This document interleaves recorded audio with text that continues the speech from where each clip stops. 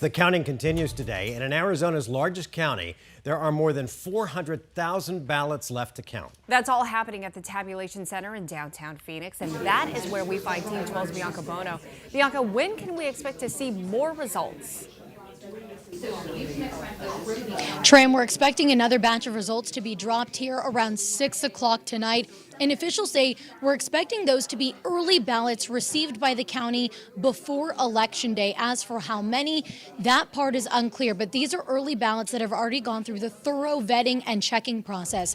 They've been scanned in, they've been signature verified, processed, and then tabulated. As for those ballots that Colleen was referencing, the early ballots dropped off on Election Day. We won't expect to see those for a couple of days. That's become a really interesting piece of this count because in this election, Maricopa County saw a record high number of those ballots, 275,000 of them. That's more than 100,000 more than the county saw in 2020. All of those ballots now have to go through that bipartisan checking process, which takes some time. So those, again, will not be reflected in the results that we see around 6 o'clock tonight. Maricopa County Recorder Stephen Richer says because of the change in this voting trend, with so many opting to hold on to that early ballot and drop it off on Election Day, he believes the process should be examined.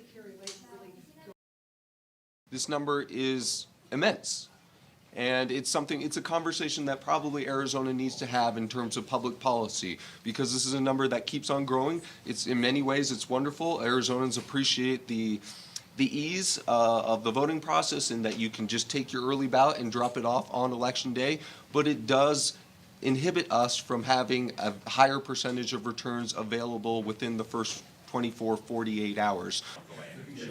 We're at the Maricopa County Tabulation Center here. So county officials, of course, are aware that the world is watching. They're excited. They're anxious to see the results out of Arizona's largest county. But Richard wants to remind folks that there is a thorough and transparent process to make sure those votes are counted and checked properly.